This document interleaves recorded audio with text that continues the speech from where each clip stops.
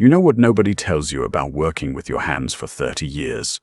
The people who've never done it think they understand what you built. They don't.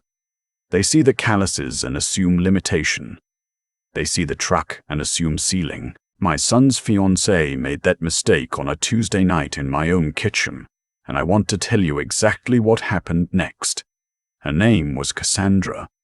29 years old, marketing director at a boutique firm in Midtown Atlanta, daughter of old Buckhead money, the kind of family whose wealth was measured not in what they'd built, but in how long they'd had it. She'd been dating my son for 14 months when she sat across from me at my kitchen table, folded her hands like she was about to negotiate a real estate deal, and said, "Mr. Briggs, I think we need to have an honest conversation about the engagement dinner." I nodded. I set down my coffee. I let her talk. Elliot and I have been discussing the guest list. His side, our side. The Hawthorns are attending. The Hawthorns, as in Judge Leonard Hawthorne and his wife. Senator Pryor's chief of staff will be there. My family moves in certain circles, and this dinner is really the first time our two families will be formally introduced. I just think. She paused, choosing her words the way people do when they've rehearsed them. We need to be thoughtful about optics. There was that word. Optics. Some of your guests, she continued. The guys from your crew, the subcontractors, people like that, they might feel out of place, and honestly, their being there might make some of our guests uncomfortable. I looked at her for a long moment. She held my gaze, certain she'd said something reasonable. "I appreciate you being direct," I told her. She visibly relaxed. "I knew you'd understand. You're a practical man. I am a practical man." That part she got right. My name is Leonard Briggs. I'm 58 years old. I came to Atlanta from rural eastern Tennessee at 22 with a 1989 Ford pickup, $400, and the commercial driver's license I'd earned at 19. I took every construction job I could find, learned framing, then finished carpentry, then general contracting. By 31, I had my own LLC. By 40, Briggs & Sons Development had completed over 200 residential projects across metro Atlanta. By 55, we'd broken ground on our 450th project and employed 212 people full-time. I have never once in 36 years missed a payroll. My son Elliot is 32. He went to Georgia Tech on a partial scholarship, and a lot of my evenings and weekends, graduated in civil engineering, came to work for me for 3 years, and then took a senior project manager position at a firm in Midtown. He's brilliant. He's kind. He has terrible taste in some things, and until recently I thought Cassandra was one of them. The problems started small, the way they always do. In February, Cassandra mentioned at dinner that my crew foreman, a man named Walt who'd been with me since 2004 and who had attended Elliot's college graduation, might want to give the couple some space during the holidays. In March, she suggested that maybe the engagement photos didn't need to include a shot in front of the Briggs & Sons work truck because it dated the images. In April, she informed my son, within earshot of me at a family dinner, that she thought it would be sweet if I wore a suit to the engagement party rather than "whatever you usually wear, Leonard." Whatever usually wear, Leonard. I wear jeans. I wear work boots. I wear button-down shirts with the sleeves rolled up. I've worn versions of that uniform my entire adult life, and I've shaken hands in it with mayors, bank presidents, city council members, and 2 Georgia governors. But Cassandra didn't know that, because Cassandra had never thought to ask. My son, to his credit, pushed back on some of it. But love does things to people's spines, and he'd been slowly accepting her framing of his father as a liability to be managed. The engagement dinner was scheduled for the first Saturday in October at the Piedmont Club, a private establishment in Buckhead, where Cassandra's family held a long-standing membership. It was her mother's suggestion and her family's territory. Fine. I'm not precious about territory. What I am is observant. Over the summer, things I'd noticed about Cassandra started connecting in ways that made my stomach go cold. She'd borrowed money from Elliot twice, once in June, once in August, and both times described it as a temporary cash flow issue with her firm. She drove a car that seemed inconsistent with her salary. She deflected every question about where they planned to live after the wedding with answers about exploring options, which I eventually understood meant she was counting on moving into a home I owned, a 4-bedroom on the east side of the city that I built myself in 2011 and currently rented at below market rate to a long-time employee. She'd also, on 3 separate occasions, asked Elliot leading questions about about Briggs & Sons assets, about whether I planned to sell, about whether I had a succession plan, about whether Elliot was in my will. Now, I want to be careful here, because people ask those questions for legitimate reasons, but the pattern, combined with the borrowed money, combined with a credit check I had no right to run, but that a business associate ran for me anyway, what it showed was a woman carrying $47,000 in personal credit card debt and a salary that at her listed employer wouldn't cover her monthly minimums. Cassandra wasn't just managing optics. She was managing a crisis, and my son was part of her solution. I didn't tell Elliot. Not yet, because I needed to be sure, and because I knew that if I came to him with suspicion instead of evidence, he'd defend her, and the wedge that would drive between us was the one thing I wasn't willing to risk. I called a woman named Diane, a former colleague who now runs a private investigative firm specializing in financial due diligence for family offices. I gave her what I had. She called me back in 11 days. "Leonard," she said, "you need to sit down." Cassandra's debt wasn't $47,000. It was closer to $91,000 across 6 accounts. Her firm, the boutique marketing firm, had been formally dissolved 9 months earlier. She'd been listing it as her employer on financial applications since then, describing herself as the firm's director while collecting no salary from an entity that no longer legally existed. She'd applied for a personal loan 3 weeks before the engagement, listing Elliot's income alongside hers as a household figure, which was either optimistic or fraudulent, depending on how charitable you felt. Most importantly, Cassandra's family money, the Buckhead inheritance she'd casually referenced in conversation with my son, was largely a fiction. Her parents had sold their primary residence in 2021, moved to a smaller home, and were themselves carrying significant debt. The Piedmont Club membership was grandfathered from an earlier era and kept current at a reduced legacy rate. The Hawthorns and Senator Pryor's chief of staff at the engagement dinner weren't Cassandra's connections. They were her mother's acquaintances from 30 years ago who'd been called in as social props. I sat with all of this for 48 hours. Then I went to the kitchen and made my calls. Not angry calls. Not confrontational calls. Quiet ones. First call, Elliot's godfather, a man named Rufus who'd been my closest friend since 1991, and who happened to be a senior partner at one of Atlanta's largest family law firms. "Rufus," I said, "I need advice on how to protect my son from a situation I don't think he sees yet." Second call, a banker named Polly who'd financed 7 of my commercial projects over 12 years. I asked her a general question about joint financial exposure in marriages where one partner carries undisclosed debt. She explained the relevant Georgia statutes in about 4 minutes. Third call, the Piedmont Club's events coordinator, a woman I'd met at a Chamber of Commerce gala 3 years prior. I introduced myself as Elliot Briggs's father. I confirmed we'd received the arrangement summary, and then, just casually, I mentioned that I was curious about their venue's policy on financial verifications for member-sponsored events, and whether the club's events team was aware that the primary contact listed on the booking, Cassandra's mother, had recently had some changes in her account status.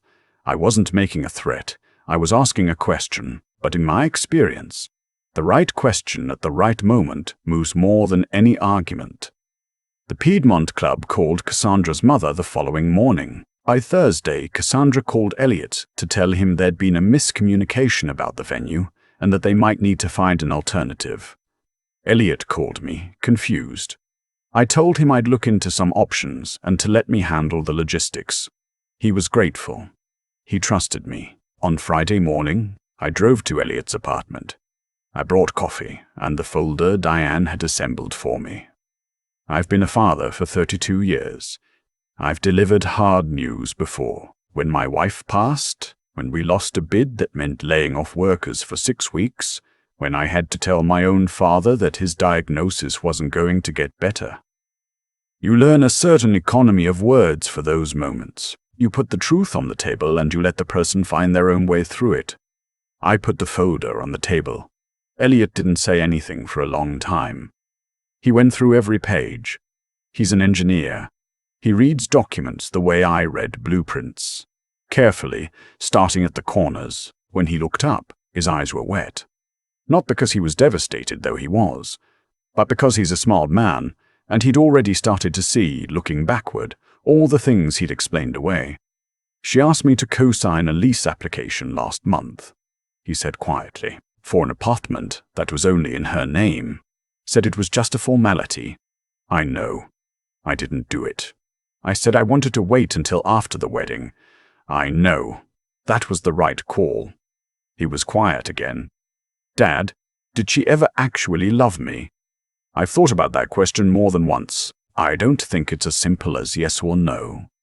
I think some people tell themselves the story they need to tell themselves, and the line between believing it and performing it blurs until they can't see it anymore. But I wasn't going to philosophize with my son when his heart was breaking. She may have, I said. But she needed you financially before she needed you any other way. And that's not something you build a marriage on. He nodded. Looked back at the folder. What do we do now? That's up to you, I said. But I think she deserves to know that you know. And I think the people she's leaning on for this wedding deserve to know who they're dealing with. The original engagement dinner was supposed to be that Saturday. When Cassandra's venue fell through, she'd scrambled to rebook at the Biltmore Ballroom in Midtown, calling in a favor from a colleague who had a standing reservation there. What she didn't know was that I'd done the renovation work on the Biltmore's event wing in 2019. The facilities manager and I had lunch twice a year. I made one phone call Friday afternoon. The reservation was released due to administrative error. A full refund was issued. Cassandra called Elliot in a panic at 7 Friday evening. He told her he needed to see her. She came over. I wasn't there for that conversation. I think some things a son needs to handle with his own words, without his father in the corner. But Elliot told me afterward that when he laid out what he knew, she didn't deny it. She cried. She explained. She said she'd been planning to get on top of everything before the wedding, that she'd been going to tell him, that she needed him to understand the pressure she'd been under. My son told her he understood the pressure. He also told her he couldn't marry someone who'd be managing him as a financial asset. He was kind about it. He got that from his mother. Saturday came. No dinner, no venue, no engagement. But I'd spoken with Rufus and Polly and 2 other people that week, who I thought deserved to know the shape of what had almost happened. Not to destroy Cassandra. Not to humiliate her publicly. To protect the people in my son's orbit from someone who had shown a willingness to construct a financial fiction and maintain it across multiple relationships. Rufus told me later that Judge Hawthorne's family had been quietly approached by Cassandra's mother several months prior about a potential business arrangement, something vague involving family investment opportunities. After I shared Diane's report with Rufus, he passed along the relevant financial details through appropriate channels. The Hawthornes declined the arrangement. Senator Pryor's chief of staff, who I actually knew from a state infrastructure project in 2021, received a similar heads-up from me directly. He thanked me for the call. 2 weeks later, Cassandra's loan application, the one where she'd listed Elliot's income as a household figure, was flagged during processing. I didn't flag it, but I wasn't surprised when it was. I want to be clear about something. I didn't do any of this to punish Cassandra. I did it because I'm a builder, and builders think about structure. They think about what happens when the weight gets distributed wrong, when someone puts load-bearing stress on a surface that can't carry it. My son was the surface. And 36 years of building things that last taught me that the time to correct a structural problem is before it fails, not after. 3 months after the engagement ended, Elliot called me on a Sunday morning while I was on the back porch reading. "Dad, I want to come work with you again. Not permanently, maybe. But I've been thinking. You've built something real, and I spent a year letting someone make me embarrassed about it." I didn't say anything for a moment. "The truck with the logo," he said. "Can we do the Christmas photos this year, in front of the truck?" I said yes. Rufus's youngest daughter, who is 30 and works as a pediatric occupational therapist, came to the company Christmas party that year at my invitation. She and Elliot talked for 2 hours by the dessert table. I didn't orchestrate that. It just happened. As for Cassandra, I heard through mutual acquaintances that she'd moved to Charlotte. I genuinely hope she finds her footing. The story she'd been telling herself had been running a long time, and those are the hardest ones to put down. But that's her work to do, not mine. What I know is this. 36 years ago, a kid from eastern Tennessee drove to Atlanta in a truck with $400 and a belief that if you showed up every day and treated people right, you'd build something worth keeping. Not something that looked impressive from a distance, something that held.